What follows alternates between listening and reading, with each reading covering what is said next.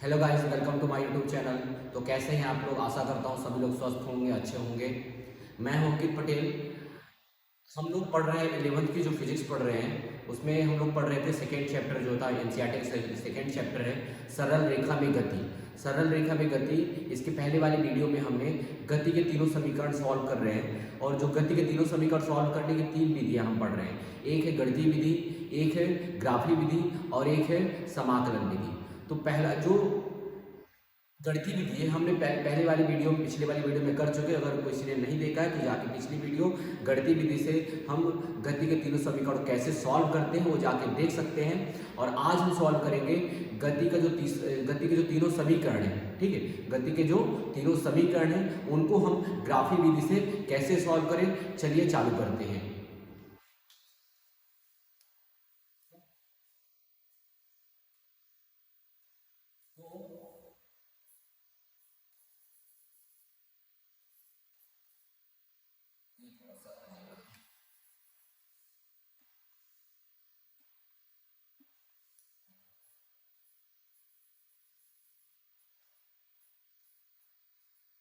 हमारे चैप्टर का नाम है क्या? सरल रेखा में गति।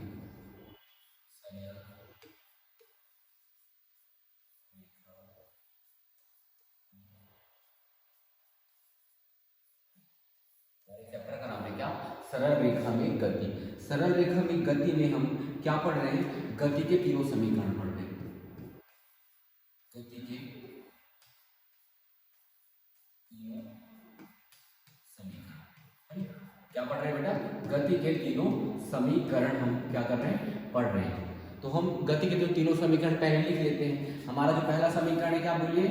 v बराबर क्या होता है? u प्लस ए टी होता है ना। v बराबर u प्लस ए टी होता है। और जो दूसरा समीकरण क्या है बेटा? s बराबर है ना, s यानी विस्थापन, s बराबर U T plus 1/2 A T square होता है। और जो हमारा बेटा तीसरा समीकरण है, तो तीसरा समीकरण क्या होता है? v स्क्वायर बराबर यू स्क्वायर प्लस 2as। ये हमने पहले वाले वीडियो में गणितीय विधि से जो हम सॉल्व करते हो हम सॉल्व कर चुके हैं ना। अब इसके बाद हम क्या सॉल्व करेंगे? इनको हम ग्राफी विधि से कैसे सॉल्व करें, जो ग्राफ के माध्यम से हमको क्या करना है, इसको सॉल्व करना है। तो कुछ इमेजिनेशन करना, कुछ इमेजिन करना है कि हम क्या इमेजिन करते हैं कि माना कि कोई वस्तु है ना, जैसे कि गणितीय के जो गणितीय विधि हम किए थे कि माना कि कोई इमेजिन करते हैं, माना कि कोई वस्तु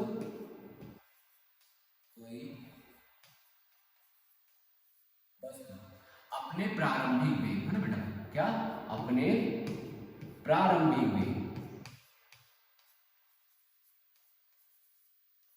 अपने प्रारंभिक वेग यानी देखो जब हम चलना प्रारंभ करते हैं है ना, जब कोई वस्तु चलना प्रारंभ करती है तो उसका कुछ ना कुछ क्या होगा? प्रारंभिक वेग होगा। तो हम प्रारंभिक वेग क्या लेते हैं? यहाँ पे u लेते हैं। क्या? प्रारंभिक वेग u से एक नियत त्वरण, अगर गति का तीनों समीकरण हमको सॉल्व करना है तो बेटा हमको नियत त्वरण, जो त्वरण होगा नियत लेना ही पड़ेगा। यदि हम त्वरण नियत नहीं लेंगे तो गति के तीनों समीकरण हम सॉल्व नहीं कर सकते। तो क्या? u से एक नियत त्वरण में, एक नियत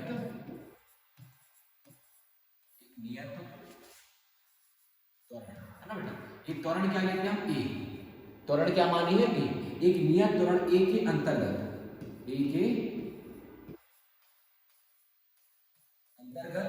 गति करता हुआ,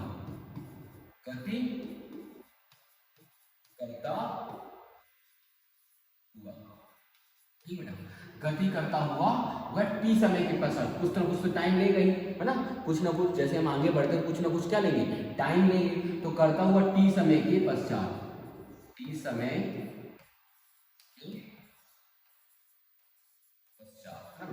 टी समय के पश्चात उसका जो, जैसे टी समय में तो हम कुछ ना कुछ दूरी तय कर लेंगे, तो उसमें विस्थापन क्या होगा? टी समय के पश्चात वस्तु में विस्थापन,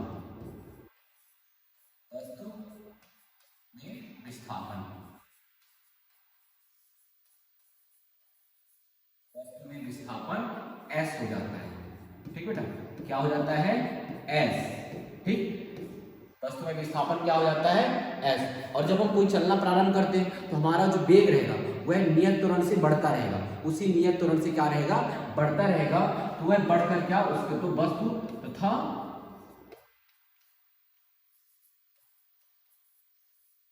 वस्तु का अंतिम वेग, वस्तु का अंतिम वेग क्या होगा बेटा, भी हो जाता है।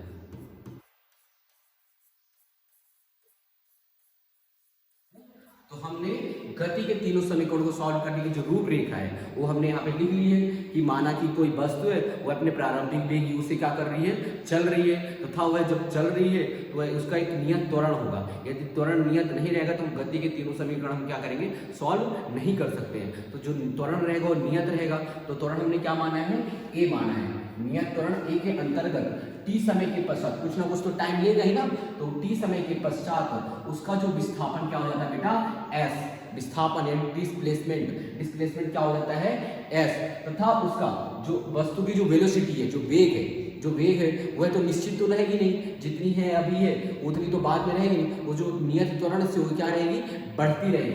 तो उसका जो अंतिम वेग क्या हो जाता है, v हो जाता है। तो उसका जो अंतिम वेग क्या है, v है, जो उसका अंतिम वेग क्या है, v है। तो चलिए अब हम ग्राफ, जो ग्राफ है इसका हम क्या करते हैं, ग्राफ को क्या करेंगे, सॉल्व करेंगे। मतलब पहले ग्राफ बनाते हैं, जो हमारी रूपरेखा है क्या है, ग्राफ पहले बनाते हैं। ठीक, तो देखिए इसमें क्या करेंगे, एक एक्स अक्ष लेंगे और एक वाई अक्ष लेंगे। ये क्या होगा हमारा एक्स अक्ष और ये क्या हो गया, वाई अक्ष। ठीक है,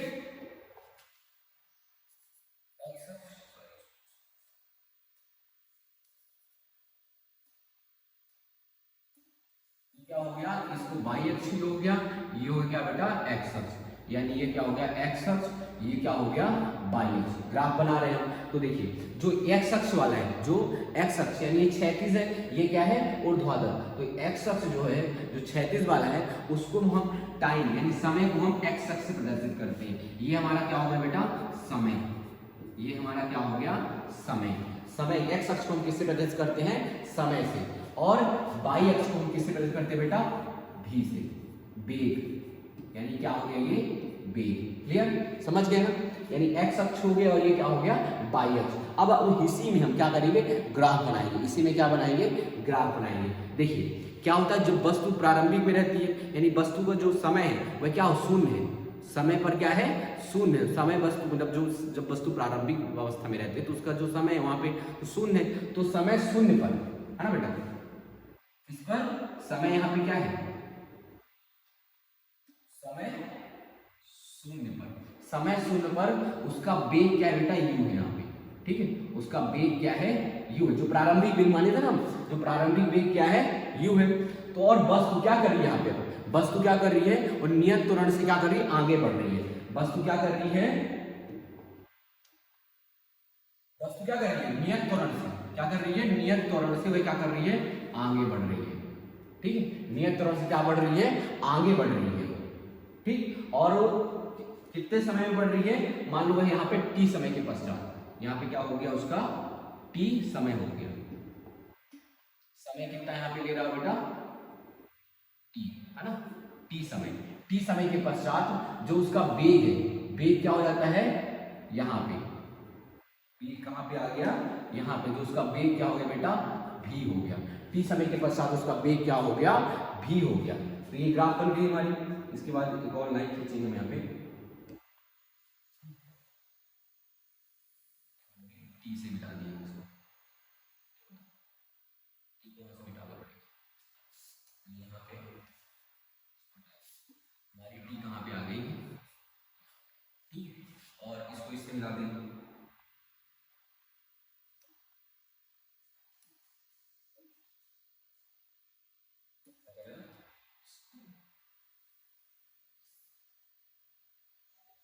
मिलेगा सब ना, और इसको क्या करें, यानी हमारी क्या बन गया बेटा, ग्राफ बन गया हमारे, क्या बन गया, ग्राफ। यानी कि देखो जीरो समय में क्या था, जीरो समय में उसका जो प्रारंभिक वेग क्या है, u है। जीरो समय में उसका प्रारंभिक वेग क्या है, u है। जीरो समय उसका प्रारंभिक वेग क्या है, u है, तथा t समय के पश्चात उसका जो अंतिम वेग है क्या हो गया, अंतिम वेग v हो गया है। तो देखिए अब इसको हम नाम दे दें डायरेक्ट, इस वाले को हम नाम क्या दे दें बेटा, वो नाम दे दें। ये क्या है हमारा, ओ है, ये क्या है ए, ये बी, ये सी, ये क्या हो गया डी।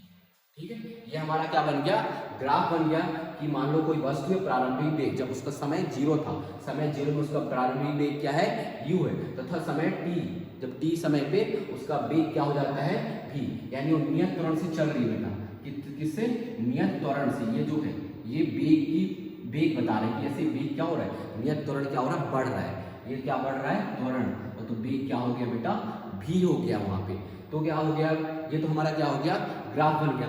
अब इसी के अनुसार हम क्या करेंगे, गति का प्रथम समीकरण सॉल्व करते हैं। पहला पॉइंट क्या है बेटा, गति का प्रथम समीकरण। गति का क्या कर रहे हैं हम, प्रथम समीकरण। देखिए अब गति का प्रथम समीकरण जो सॉल्व करते हैं, तो गति का प्रथम समीकरण सॉल्व करना बहुत सरल है। गति का जो प्रथम समीकरण सॉल्व करने का जो तरीका है क्या है, बहुत सरल है। क्या है, सीधे सूत्र से चलेंगे हम, त्वरण के सूत्र से। त्वरण बराबर क्या होता है बेटा, त्वरण बराबर वेग में परिवर्तन, है ना, यही होता ना, त्वरण बराबर वेग में परिवर्तन, त्वरण बराबर वेग में परिवर्तन बटे में बेटा क्या होता है, समय। कितना हो क्या लिया है, समय लिया है। वेग में परिवर्तन बटे क्या होता है, समय। अब देखिए उसके वेग में परिवर्तन क्या हुआ है, u से क्या हो गया है, v हो गया है। वेग में परिवर्तन क्या हुआ है, u से v हुआ है, यानी देखिए इसको हम जो लिखते हैं, वेग में क्या हुआ परिवर्तन, ab हुआ है। वेग में परिवर्तन क्या हुआ बेटा, ab, तो ये क्या होगा, लिखते हैं ab का ढाल। वेग में परिवर्तन क्या है, ab का ढाल, ab का क्या ढाल बटे में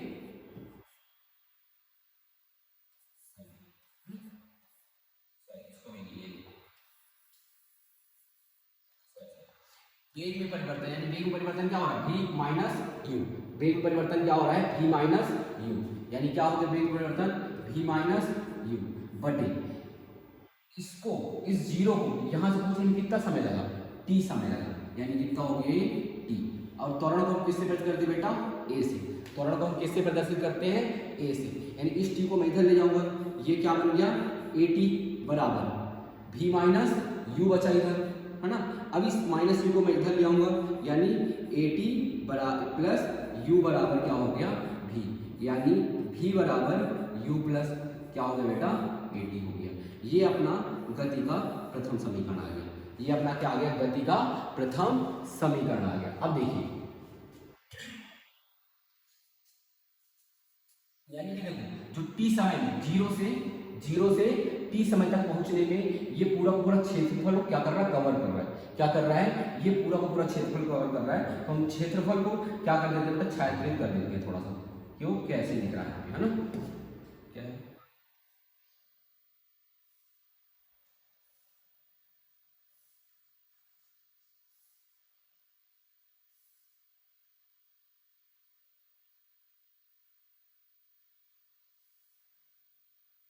क्षेत्रफल।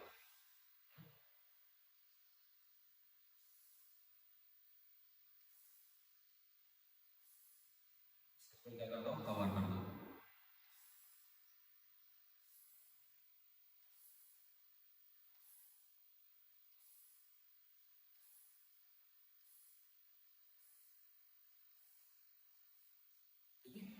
ये क्या हो गया, पूरा पूरा क्या हो गया, ग्राफ बन गया अपना पूरा। अब हम दूसरा आते हैं क्या बेटा, गति का जो है हमारा द्वितीय समीकरण। दूसरा पॉइंट क्या है, गति का द्वितीय समीकरण। गति का क्या कर रहे हैं हम, गति का द्वितीय समीकरण। गति के द्वितीय समीकरण को सॉल्व करने के लिए क्या लेंगे बेटा, विस्थापन लेंगे। क्या लेंगे, विस्थापन, है ना, क्या लेंगे, विस्थापन। तो विस्थापन बराबर क्या होगा,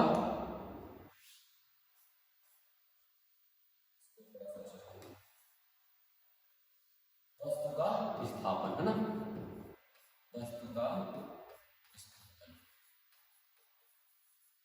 वस्तु का विस्थापन बराबर बराबर क्या है, टोटल तय की गई क्या, क्षेत्रफल। टोटल तय किया गया क्या, क्षेत्रफल। समय 0 से लेके t तक, क्या समय 0 से लेकर, है ना, क्या होता है, समय 0 से लेकर क्या बेटा, समय 0 से लेकर समय कितना, समय t तक, है ना, समय 0 से लेके समय t तक, उसमें क्या होगा, विस्थापन। क्या होगा, विस्थापन।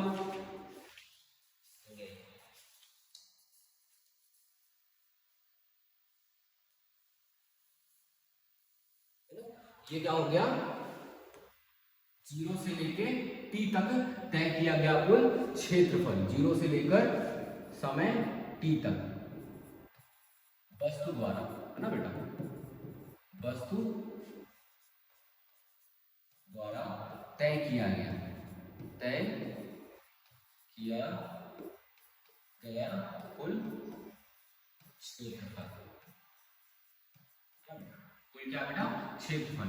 यानी क्या हो गया, ओ ए बी डी ओ, है ना, ए, ये ना पूरा पूरा क्षेत्रफल, ए बी डी ओ ए, है ना, यहां से चल रही है ए बी, वस्तु कहां है, यहां से चल रही है, ए बी डी ओ ए, ये पूरा पूरा क्या कर रहा है, क्षेत्रफल, है ना। यानी क्या हो गया, हम विस्थापन किससे प्रदर्शित करेंगे, एस से। विस्थापन क्या हो गया, एस बराबर किसका क्षेत्रफल, ए बी डी ओ ए का क्षेत्रफल, है ना, इसका ए बी डी ओ ए का क्षेत्रफल, है ना, किसका क्षेत्रफल, ओ बी डी ओ ए का क्या बेटा, क्षेत्रफल। यानी ये जो ओ बी डी ओ ए है, इसको हम दो भागों में बांटेंगे। ये देखिए, एक भाग ये वाला है और एक भाग ये वाला है। ये कैसा हो गया बेटा, त्रिभुज वाला भाग। ये कैसा भाग हो गया, त्रिभुज। और ये कैसा हो गया, आयत वाला भाग। तो पहले हम एक त्रिभुज लेंगे, त्रिभुज ए बी सी का क्षेत्रफल प्लस आयत ए सी डी ओ का क्षेत्रफल, है ना। तो इसको दो भागों में बांटेंगे हम, यानी एस बराबर क्या हो गया, त्रिभुज, क्या त्रिभुज, ए बी सी, है ना, त्रिभुज ए बी सी का क्षेत्रफल, ए बी सी का क्षेत्रफल प्लस ए बी सी का क्या है, क्षेत्रफल प्लस आयत ओ ए सी डी, है ना, क्या है, आयत प्लस आयत ओ ए सी डी का क्या क्षेत्रफल, है ना। त्रिभुज एबीसी का क्षेत्रफल प्लस आयत ओसीडी का क्षेत्रफल। अब देखिए, जो सूत्र होता है एस बराबर, त्रिभुज का क्षेत्रफल का सूत्र क्या होता है, 1/2 गुणे आधार गुणे ऊंचाई। ये त्रिभुज का क्षेत्रफल का सूत्र हो गया। और आयत के क्षेत्रफल का सूत्र क्या होता है, लंबाई गुणे चौड़ाई। ये सभी जानते हैं, ये तो नॉर्मल चीज है, सबको याद होगा। यानी कि त्रिभुज का क्षेत्रफल यानी क्या हो गया, ये क्या हो गया अपना आधार, ये अपना क्या हो गया ऊंचाई, है ना। यानी जो त्रिभुज का क्षेत्रफल 1/2 गुणे इसका आधार क्या है, ए सी है। आधार क्या है, ए सी। 1/2 गुणे आधार गुणे ऊंचाई। ऊंचाई क्या है बेटा इसकी, बीसी। ऊंचाई क्या है, बीसी। यानी ऊंचाई क्या हो गई, बीसी प्लस आयत का क्षेत्रफल। किसका क्षेत्रफल, आयत का क्षेत्रफल। लंबाई गुणे चौड़ाई। लंबाई क्या है इसकी, ओ ए है। लंबाई क्या है, ओ ए इंटू ए सी। समझ गए, है ना, ओ ए इंटू ए सी। अब सीधे सीधे क्या रखना है, मान रखना है। यानी देखो एस बराबर 1/2 गुणे ए सी का मान। अब देखिए ए सी, ये पूरा का पूरा मान यहां से लेके यहां तक का मान क्या है बेटा, टी है। ठीक है, यहां से लेके यहां तक का मान क्या है, टी है। और यहां से लेके यहां तक का मान क्या है, यू है। और यहां से लेके यहां तक का मान क्या है बेटा, भी है। ठीक है, समझ गए ना। सी डी का मान यहां से लेके यहां तक का मान क्या है, यू है। यहां से लेके यहां तक का मान क्या है, भी है। और ओ से लेके टी तक यानी डी तक, सॉरी डी तक का मान कितना है, ओडी का मान कितना है, टी है। यानी देखिए जितना इसका मान होगा यहाँ से यहाँ तक का, उतना यहाँ से यहाँ तक का भी होगा। जितना यहाँ से यहाँ तक का होगा उतना यहाँ से यहाँ तक का होगा। उतना यहाँ से यहाँ तक का होगा उतना यहाँ से लेके यहाँ तक। सभी इतना तो इमेजिन कर सकते हो ना आप।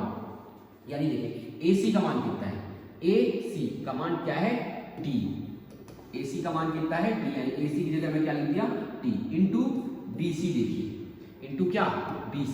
अब देखिए इसका मान पता करना है हमको, इसका मान इस BC का है ना, यहां से लेके यहां तक का मान। अब देखिए यहां से लेके यहां तक का मान पता है हमको, यहां से लेके यहां तक का मान, यानी यहां से लेके यहां तक के मान में यहां से लेके यहां तक का मान घटा देंगे तो हमको क्या प्राप्त हो जाएगा, यहां से BC का मान। यानी BD में यदि हम BC को घटा देंगे तो क्या प्राप्त हो जाएगा हमको बेटा, BC। यानी BD का मान कितना है, V है। BD का मान कितना है, V है। और माइनस CD का मान कितना है, U है। यानी BC का मान कितना हो गया, V माइनस U। BC का मान कितना हो गया बेटा, V माइनस U।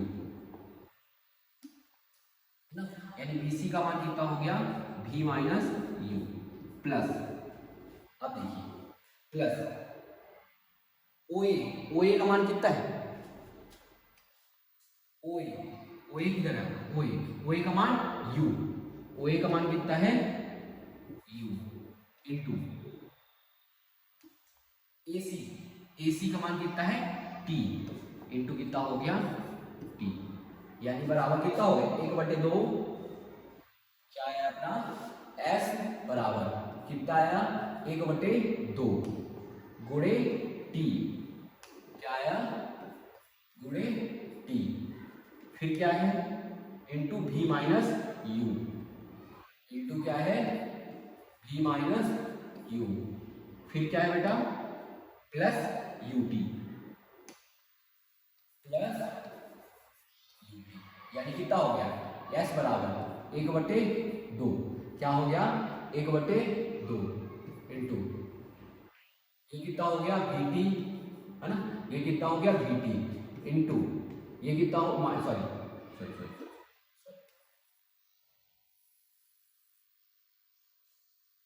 क्या हो गया, 1/2 गुणे अंदर गुणा हो जाएगा VT minus UT plus UT। V बराबर U प्लस AT हम पढ़े हैं ना, V बराबर क्या पढ़े हैं, U प्लस AT। S बराबर 1/2 अंदर गुणा कर दो, प्लस हाफ AT स्क्वायर।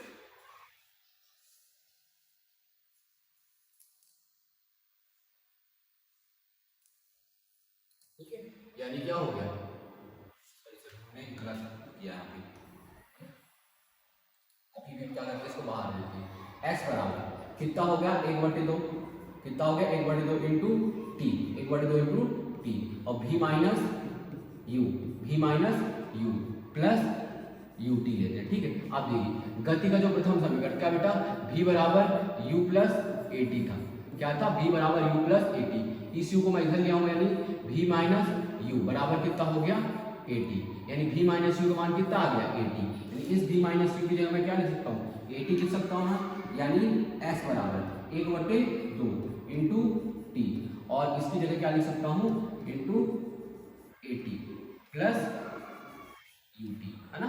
यानी S बराबर इस T का T से गुणा कितना बन जाएगा, 1/2 AT स्क्वायर प्लस UT।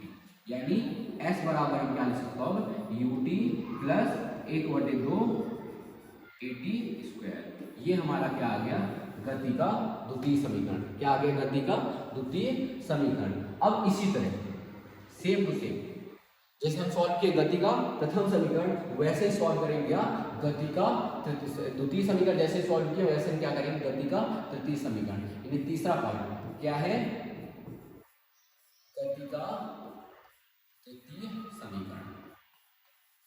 गति का तृतीय समीकरण, ठीक है, गति का क्या है, तृतीय समीकरण। यानी कि देखिए फिर से वही करेंगे, विस्थापन वस्तु का विस्थापन, का विस्थापन बराबर, वस्तु का विस्थापन बराबर क्या होगा बेटा, वस्तु द्वारा समय जीरो से लेकर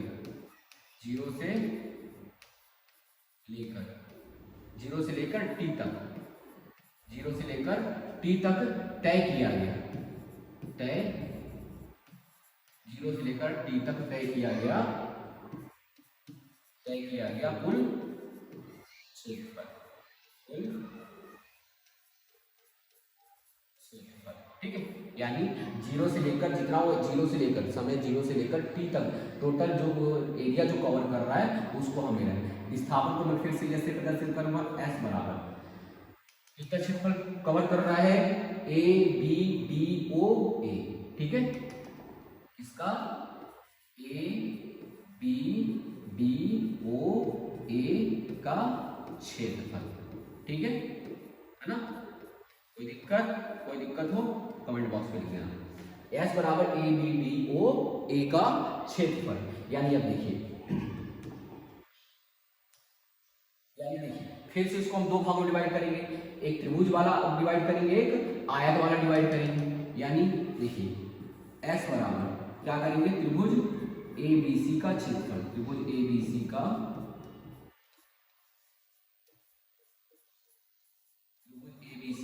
क्षेत्रफल प्लस हमारा क्या है, आयत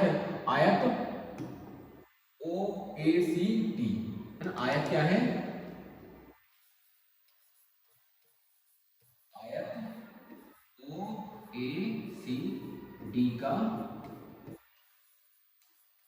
क्षेत्रफल है ना। क्या है, त्रिभुज एबीसी का क्षेत्रफल प्लस आयत ओ सी डी का क्षेत्रफल। त्रिभुज का क्षेत्रफल का फॉर्मूला क्या होता है, 1/2 गुणे आधार गुणे ऊंचाई है ना, 1/2 गुणे आधार गुणे ऊंचाई। और आयत का क्षेत्रफल का फॉर्मूला क्या होता है, लंबाई गुणे चौड़ाई। यानी एस बराबर क्या हो गया, एस बराबर त्रिभुज यानी 1/2 गुणे क्या है, आधार एसी है और ऊंचाई बीसी है, यानी एसी इंटू बीसी, यानी कितना हो गया, एसी इंटू बीसी प्लस आयत का क्या है, ओ ए इंटू ए सी है ना। क्या है, ओ ए इंटू ए सी, ठीक है। सीधे सीधे मान रख देंगे, एस बराबर 1/2 इंटू ए सी का मान कितना है, देखिए आप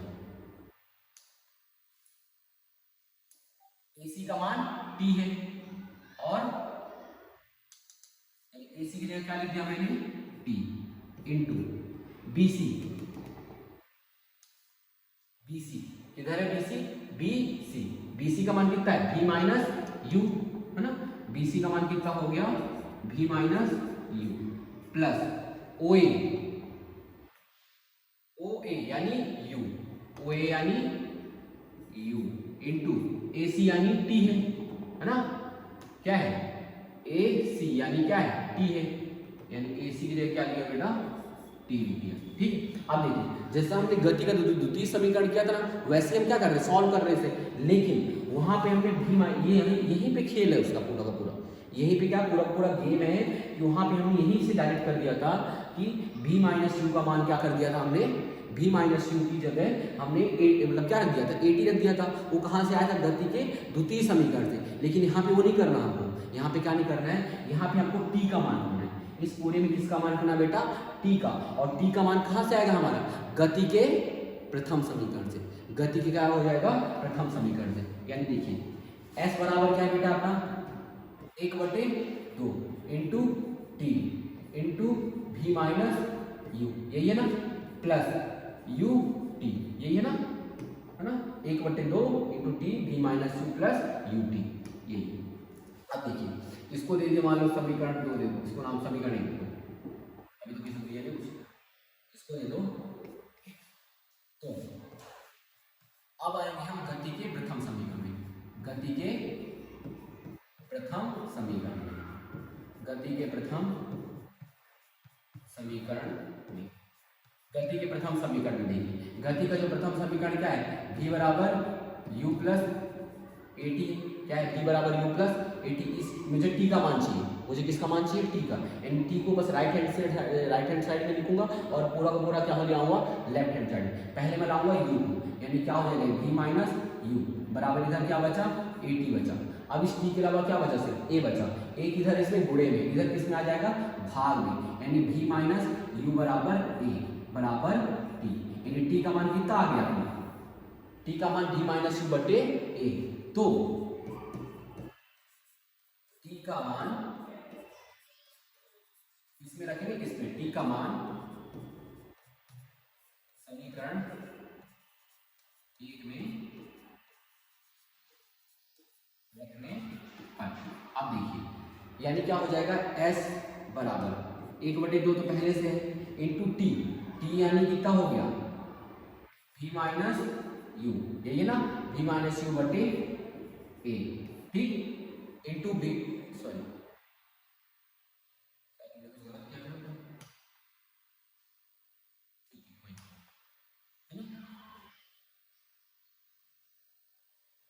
तो नहीं कर रहे, 1/2 इंटू टी यानी v माइनस, टी का मान तो v माइनस यू ही है ना, v माइनस यू बटे ए ही है। ठीक है, ठीक ठीक, चलिए देखते हैं, बोला तो पता चल ही जाएगा। टी यानी टी का मान फिर से v माइनस यू, ठीक है, कोई दिक्कत नहीं, कोई दिक्कत नहीं, कोई दिक्कत नहीं, कोई दिक्कत नहीं। 1/2 v माइनस यू बटे ए इंटू यू, यू फिर से पहले से है क्या है, v माइनस यू है, v minus U plus you, और टी का मान कितना है, v माइनस यू बटे ए। यानी देखिए s बराबर 1/2 v माइनस यू बटे ए, s बराबर क्या है, 1/2 v माइनस यू बटे ए इंटू v माइनस यू। अब देखिए पूरा पूरा अंदर गुणा करेंगे, s बराबर 1/2 का अंदर गुणा करेंगे, पूरे में पूरे में होगा, ठीक है, गलत तो नहीं कर रहे हैं। s बराबर 1/2 v माइनस यू बटे ए इंटू v माइनस यू, अपन जा तो सही रहे ना, 1/2 यानी कितना हो गया, vt माइनस ut बटे 2 है ना, vt माइनस ut बटे 2, ना सीधे आना चाहिए, 1/2 का दोनों जगह जुड़ा होगा ना। ओके, मैं इसको थोड़ा सा मिटा,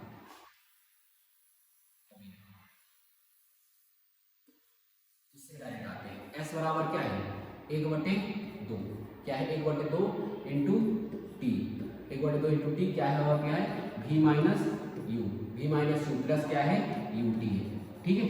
अब देखिए s बराबर ये 1/2 का अंदर गुणा होगा, इससे गुणा होगी 1/2 टी का किस क्या हो जाएगा, ये vt बटे 2, ये क्या हो गया, vt बटे 2 माइनस ये क्या हो गया, ut बटे 2 है ना, vt बटे 2 माइनस ut बटे 2 प्लस ut ये है, ये ut क्या है।